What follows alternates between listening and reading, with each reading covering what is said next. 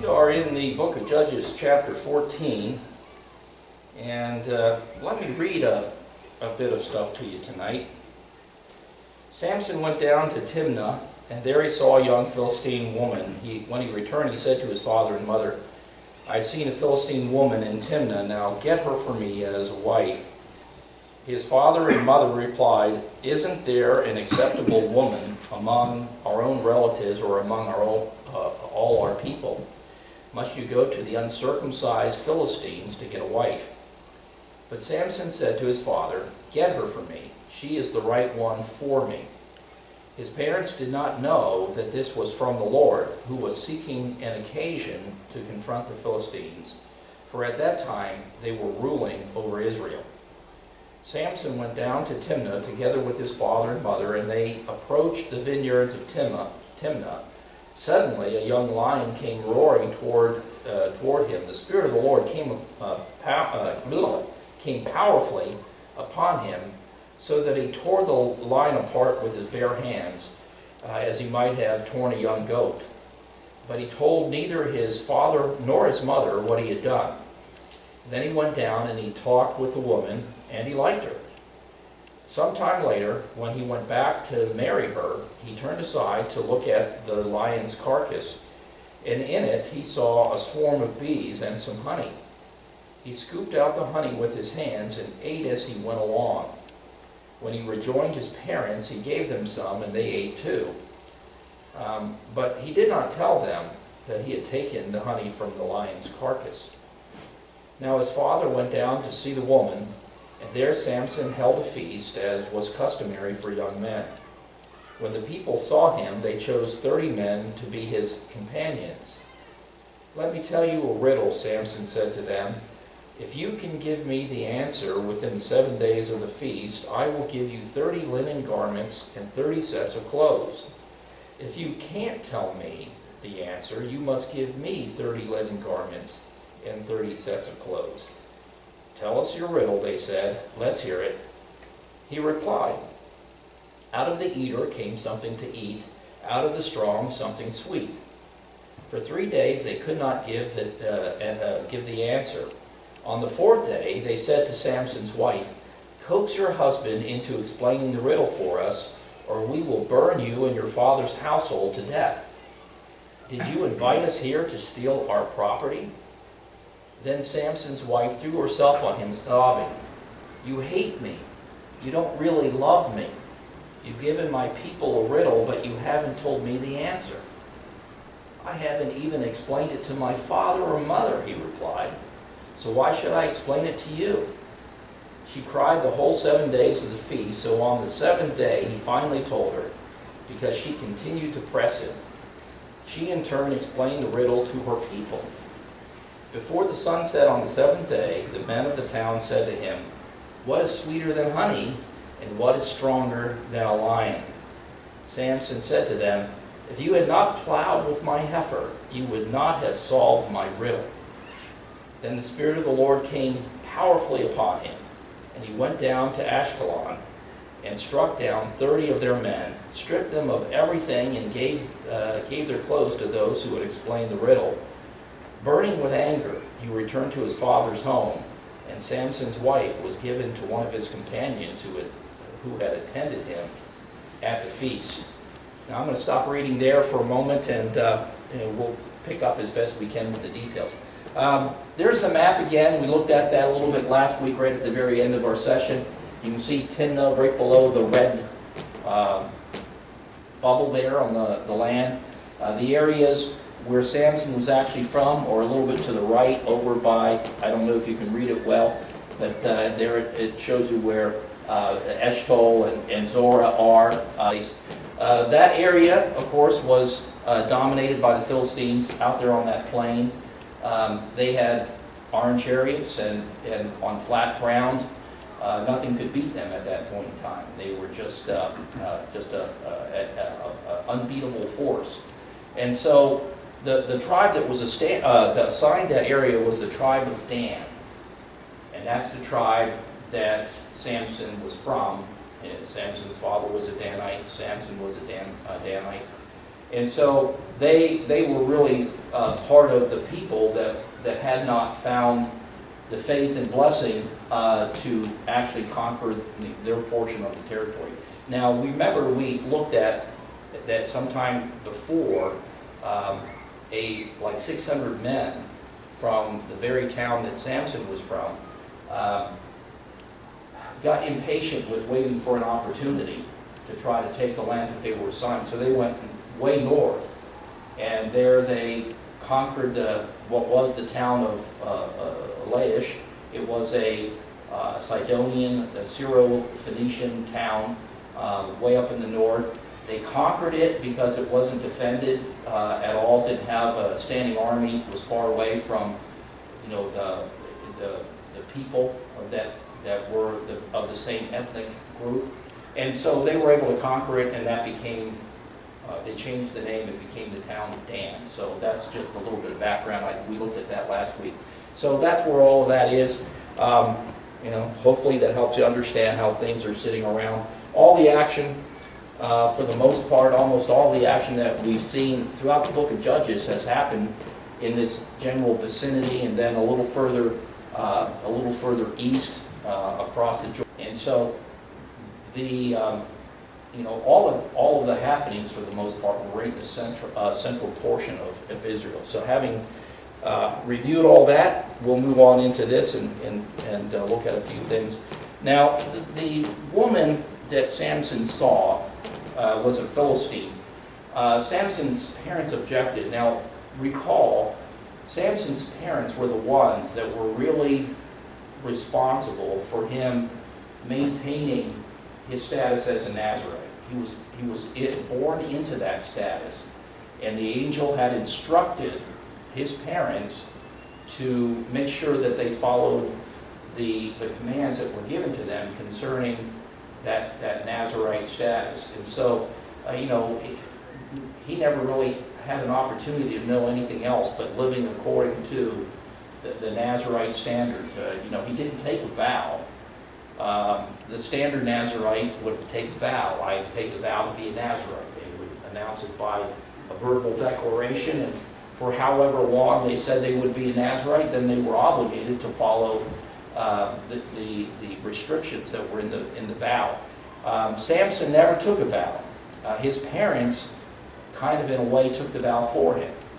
When they said yes to the angel of the Lord, then they were saying they would do what the angel of the Lord had asked them to do. So for Samson, they took on the responsibility. So their parents are objecting to this, not only because they're good Jewish parents, but I think they have a great concern, and as they always have throughout Samson's life, for the maintenance of his Nazarite vows. Why would marrying you know, a Philistine, a woman from the uncircumcised, as the parents said, why would that affect that vow? Well, because the vow, as was announced by the angel, was not only the Nazarite vow, but it seemed to have a little extra punch in it, a little more expectations than even a normal Nazarite, and he wasn't to touch anything that was unclean. Well, you know, a Gentile woman, from the perspective of Jewish canon law, right, is unclean. And so, you know, of all the people for him to marry, that's the last one he should marry. So they were objecting to this. They were good parents on the one hand, yes, but on the other hand, they had lived their whole life, and Samson's whole life, you know, maintaining this status of his Nazarite vows, even though they weren't his vows. And so they made this objection. Samson basically brushes them off, and at this point in time, you know, he is bold enough for them to cow down before him. I mean, they understand he's going to be the deliverer of Israel concerning the Philistines. So almost like, you know, Jesus' mother Mary at the wedding feast of Cana, she comes into him and says, "Hey, they got no wine." And Jesus says, "Woman, what does this have to do with me?" More or less. All right? And she says, "Whatever he says to do, just do it." You know, that it's like when you're in the position of having information from God that says that this child that you've raised is in a special situation, a special concern. There's a certain, you're concerned for them, you want them to maintain their position with God and maintain the status of their ministry and whatnot, but at the same point in time, you also kind of defer to them as well. And so this was the case here, and they went along with Samson and tried to arrange this marriage.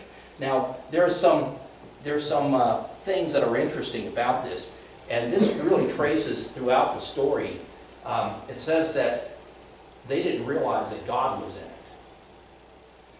In other words, Samson was being stirred by the Spirit of God at this point in time, and he was following that stirring. He was following whatever the Holy Spirit was communicating to him, whatever the Holy Spirit was moving in him. He was going along with it. And this really, this seeking of a bride outside of the people of Israel, this was really something that was part of that stirring. And what the Bible says is they didn't know God was in it. God was seeking an opportunity to confront the Philistines, and to do this through Samson, of course. Now, the interesting thing about this is this opportunity doesn't so much come out in the Greek or in the Hebrew text, and gratefully, it does in the NIV. You see, the English translation is pretty good about this particular subject there. Some of the other English translations aren't quite as strong or clear about this. It's interesting because in the Septuagint, which was the Greek version of the Old Testament, the Septuagint was a translation from Hebrew to Greek of the Old Testament scriptures. It was put together, we don't know for sure exactly when, but it was something that was in place, I would say, certainly by the time of the Maccabees. That would be like in the 160s. So someplace between, let's say, the Maccabees and then maybe back to maybe 250 BC. That's the period of time that the Septuagint was put together. The result, anyhow, was a spectacularly successful translation of the Bible. So much so that in the New Testament, when like the Apostle Paul or Peter or John or any of the other New Testament writers, Matthew, Mark, the gospel writers as well, whenever the Old Testament is quoted in the New Testament, almost every time it's not out of the Hebrew text. The quotes are actually out of the Septuagint. So it was basically the Bible of record for the people of Jesus' day. I say all that just as a little trivial aside in the matter of speaking. Septuagint was something that Jesus was really well familiar with, and that he certainly had no objection to. He had no critique for, at least none that he ever said. And I think that, if he had some kind of a beef with it, I think that he would have said something. Oftentimes, the Septuagint, because of the status that it had, particularly after the 1600s, particularly 1611 when we had the King James Bible published, English Bibles, when they were looking at the Hebrew text and trying to come up with a new translation, oftentimes the Masoretic text, which was the Hebrew text that they had, of course that only dates back to about maybe 1100 AD. The Hebrew Bibles that we have are not as well attested by their antiquity as are the New Testament documents. I mean, we have New Testament documents that are 20 years after the church was founded. I mean, we have information that goes back that far, textual bits and pieces that go back that far. Not so for the Old Testament. That was something that basically only goes back to about 1100 until the Dead Sea Scrolls were discovered. 1947, when the Dead Sea Scrolls were discovered, They are the first manuscripts that we found that predate the Masoretic text that comes out of 1100 AD. So we've been able, since 1947, to do a lot better work with the Hebrew. But I say all that to say this, is that oftentimes you'll see, when you're reading the Bible, a little note in it. And it'll say, it will use those initials, LXX, that's just the Roman numerals for 70, right? It'll say that, and when you see that, like in a little footnote, a little translation, a footnote in an English translation, what it's telling you is that the English translation that you're seeing, in whatever the footnote, did not come from the Hebrew text, but it came from the Septuagint. In other words, if they run into something in Hebrew that is very difficult, or it seems like it's muddled, or there's no way to make sense of it, they'll look and see what was in the Septuagint. And if something is there that seems good in that text, then they'll make that correction. So if you're reading your Bible and you're wondering what all those little footnotes, now there's footnotes in almost any modern translation that are translational. And then there's footnotes that you have in a study Bible. The footnotes in a study Bible are just the comments of whoever's doing the editing of that study Bible.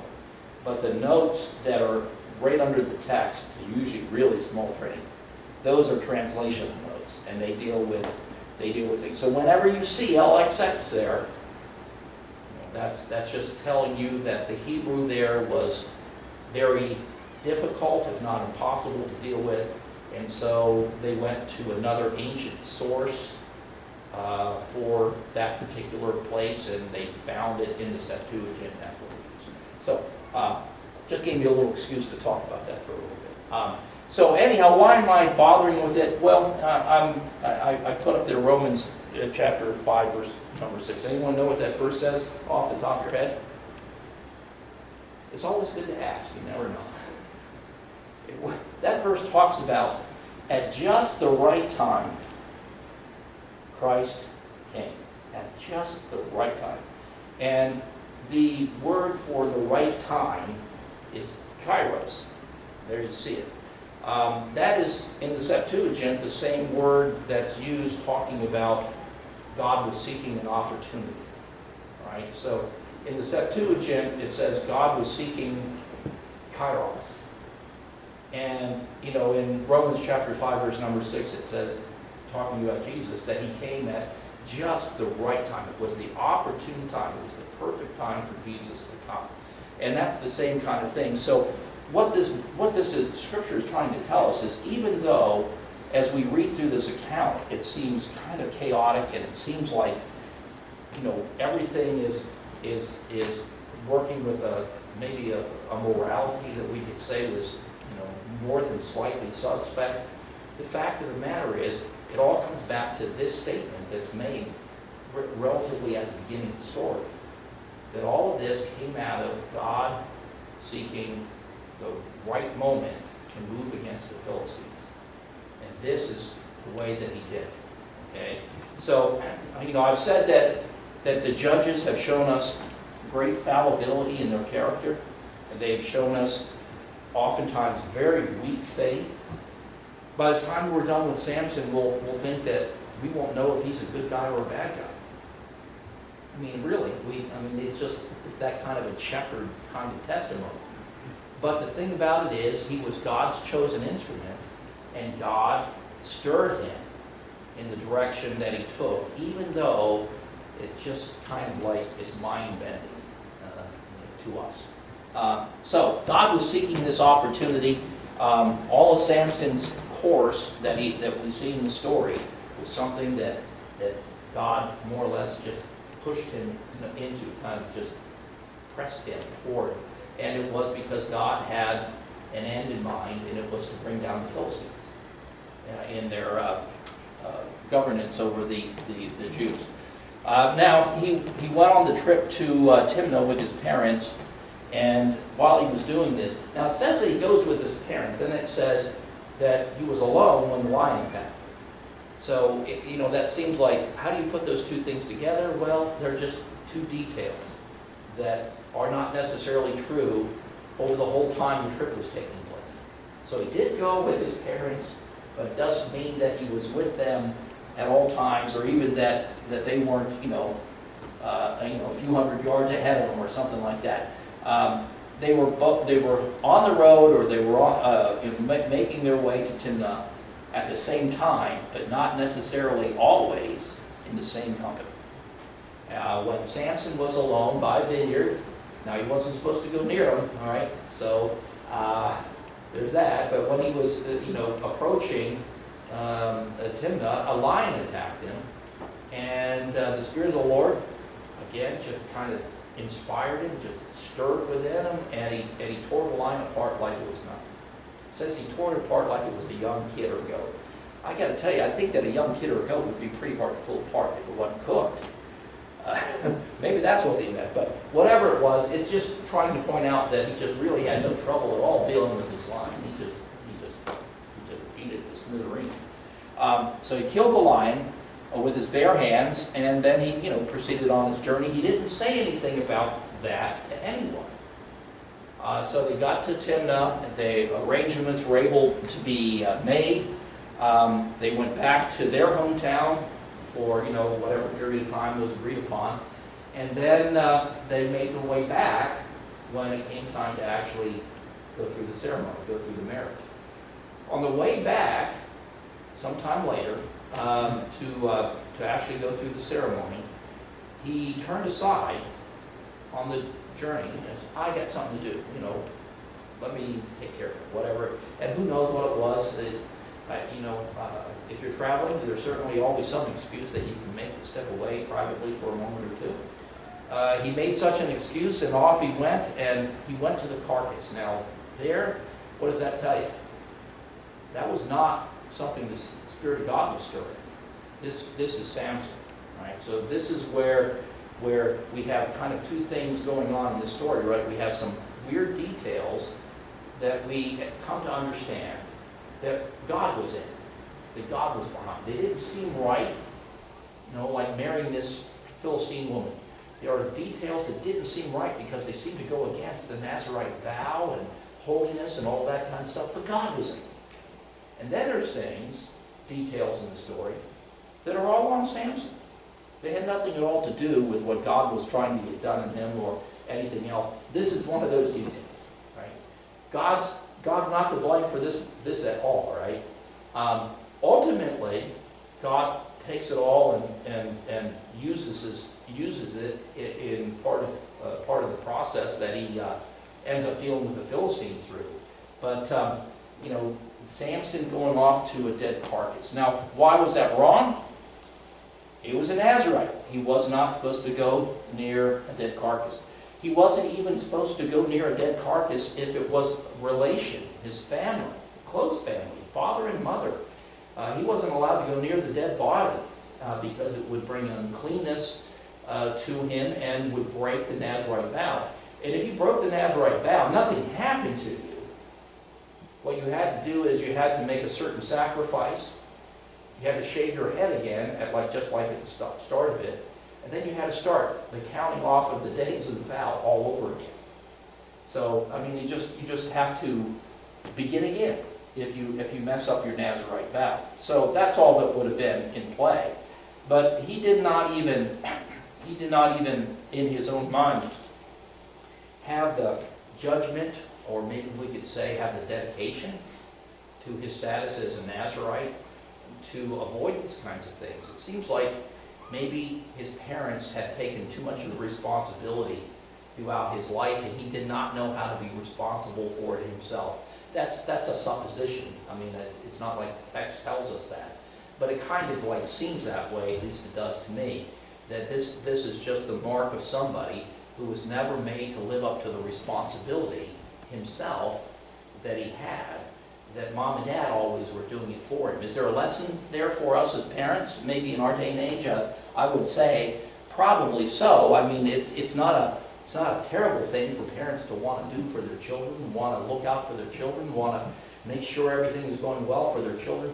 But at the same point in time, if something is not internalized within your child, there's going to come a time when they're going to be faced with difficulty or temptation or some other aspect of struggle, and they're not going to have the personal judgment to deal with it. Right? They're not going to have the stuff within themselves to make the right decision. And so, as much as you want to baby your children, you're not doing them any favors by doing that. Don't baby your children. Help them, teach them. Teach them how to make good decisions, teach them how to face difficulty and to do so standing up and gritting your teeth and leaning into it. Teach your children while they're young and as they're growing up how to be responsible.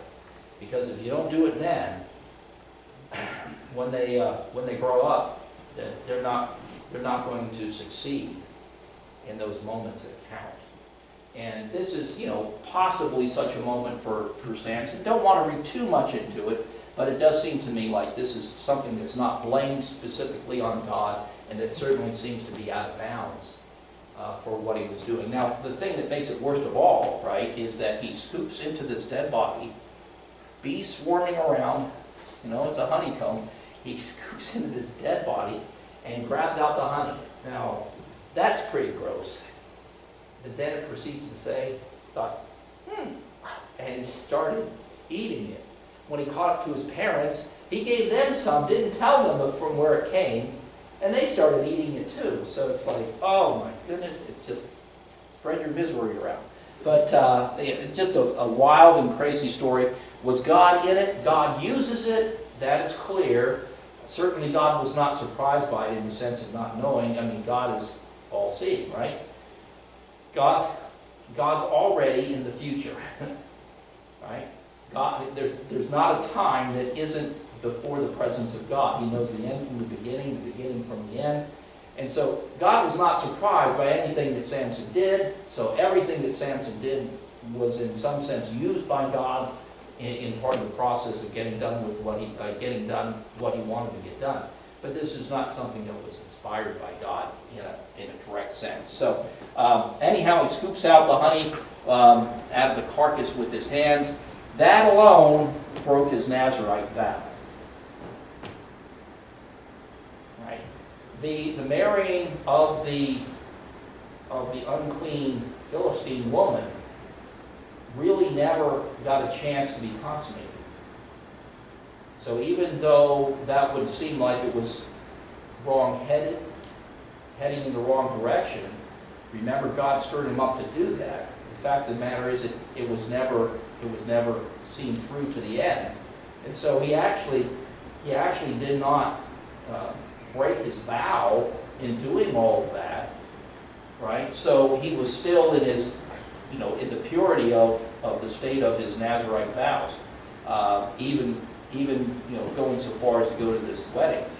But this touching of this carcass, that was definitely a breach. All right, so this is clearly a breach of the status. Now, this whole thing became the basis of a riddle that Samson used as a pretense to assault the Philistines. And this is, something I think, however God was stirring Samson, we don't know exactly what that was like. It's not detailed in the story for us. Did Samson know that God wanted him to find some kind of beef with the Philistines that he could then respond to with violence and assault? I think he knew that. Did God give him very express details? We don't know that. We don't know how much God revealed to him. Did God give him a detailed plan of everything? We don't know that. It didn't have to happen that way. God could have pushed him into that general direction without doing that. Nonetheless, it did become part of the plan. God says to Samson, go down to the Philistines, seek a wife, because you need to find an excuse to wipe them out. Would God have said that much to him? Probably so. Even though we're not told that in the text, it makes sense in the general narrative. But how much God revealed to him, that we don't know. So just that, I guess that's all I need to say. But the whole basis became, or the whole thing, this with the lion and the honey and everything else, it became the basis from which all of Samson's actions against the Philistines, all of them, I mean, the ones that are coming in the future as well, all of those actions came out of this thing, out of him going to that, killing that lion, going back, visiting the carcass, seeing the honey, scooping it out. That whole thing, believe it or not, became the way that all of his deliverance that he foisted upon the Philistines, at least until the time he was captured, it became the basis of all of that. So I find that weird, that, you know, that circumstance is just odd to me. Now, he goes in and they have a 7-day feast that is, you know, their marriage ceremony. I can't imagine that. Can you imagine a 7-day reception? It's like, I don't know, how long does it go on before, like, at day 2 you're saying, oh man, don't you guys have homes to go to? Please, I've had enough, go away. I don't know, but it's 7 days, you know, 7 days, and it's like, you know, everyone who's there is a parasite. I mean, it's not like they're bringing a potluck with them.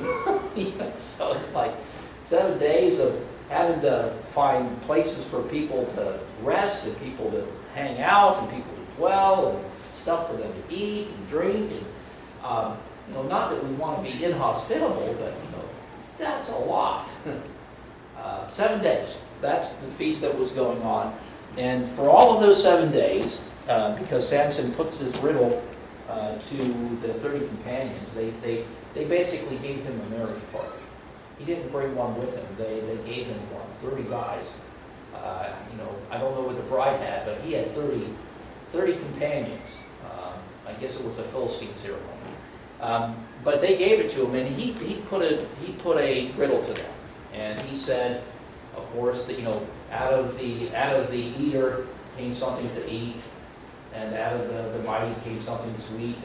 And they were trying to, this riddle was basically given as a challenge. If you, almost like a bet, if you can solve this and give me the answer, then I'll give you 30 sets of clothing. And if you can't figure it out and give me the answer, then you have to give me 30 sets of clothing.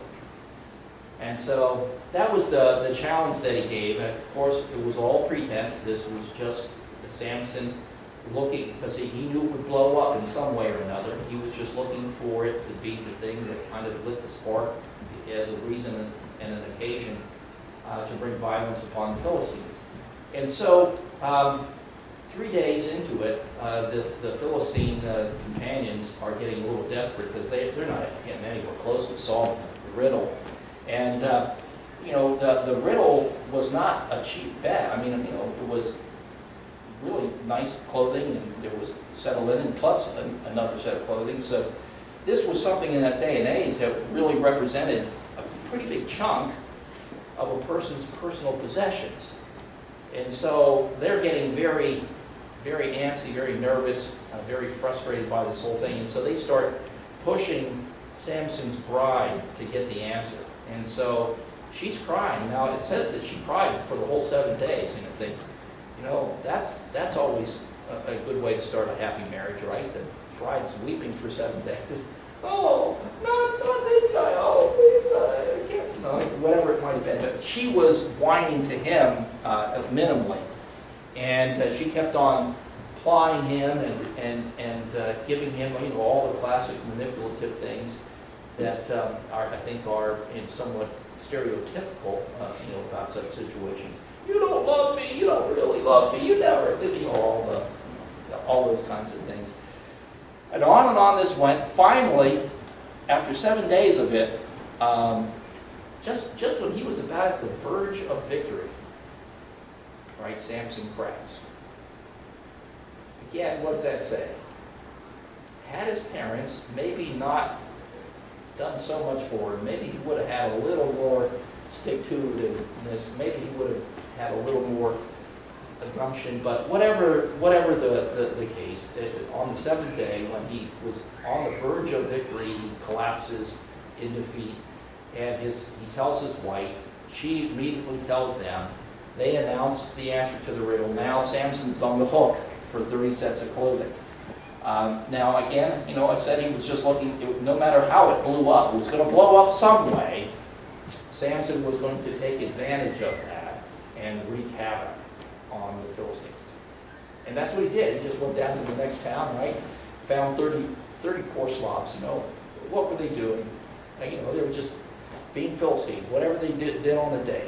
In comes Samson. He finds 30 of them. He kills them, strips them of their clothing, and gets more clothing and takes it back and fulfills the obligation of his vow. And then he basically, goes off in a huff. Now, when he goes off in a huff, the father of the bride, he's just had 7 days of feasting. He just had all of this big ceremony that he's, like many fathers of the brides who are in sticker shock after the wedding of one of their daughters. He's like, I've got to get rid of her. I can't afford to marry her again. So he grabs one of the companions that won the bet, and he gives Samson's wife to him. And so she gets married. He doesn't have to worry about this happening again. And, everything is going to live blissfully thereafter. Why? Well, because Samson's gone off in a huff, that his daughter is gone, everything is going to work out well, and he doesn't realize the story's not over yet. So, having said that, let me get back to reading a little bit more, and then we'll make some more comments. Verse number 8. Sometime later, when he went back to marry her, he turned aside. Oh, excuse me, I already read that. I want to start over here. Later on, at the time of the wheat harvest, this is chapter 15, verse number 1. Later on, at the time of the wheat harvest, Samson took a young goat and went to visit his wife. He said, I'm going to my wife's room, but her father would not let him go in. I was so sure that you hated her, he said, that I gave her to your companion. Isn't her younger sister more attractive? What a thing for the father to say, right? Isn't her younger sister more attractive? Oh my goodness. The guy is like, he's in a shopkeeper, and what he's selling is daughters. Oh my gosh. I'm so glad I don't live in ancient times, right? Take her instead. Samson said to them, this time I have the right to get even with the Philistines. I will really harm them. And so he went out and caught 300 foxes and tied them tail to tail in pairs. And then he fastened a torch to each pair of tails. He lit the torches and let the foxes loose in the standing grain of the Philistines. He burned up the shocks and the standing grain together with the vineyards and the olive groves. When the Philistines asked, who did this? They were told, Samson, the Timnite's son-in-law, because his wife was given to his companion. Now, I don't know what happened to the foxes. The ASPCA did not exist back then. It's like, those poor little foxes, what did they do? Besides maybe spoil a few grapes. But he tied two of them together, and it turned them loose through all the fields. It was like it was in June, right? When we were out here, you look at the fields, and the grain was all, tall, and it was tan, and everything was getting ready to come in, and he turned them loose at just an opportune time. They ran through the olive groves, burned those down, the vineyards, burned those down, all the standing grain, burned those down, anything that was being harvested and in shock, burned those down. He burned the place out.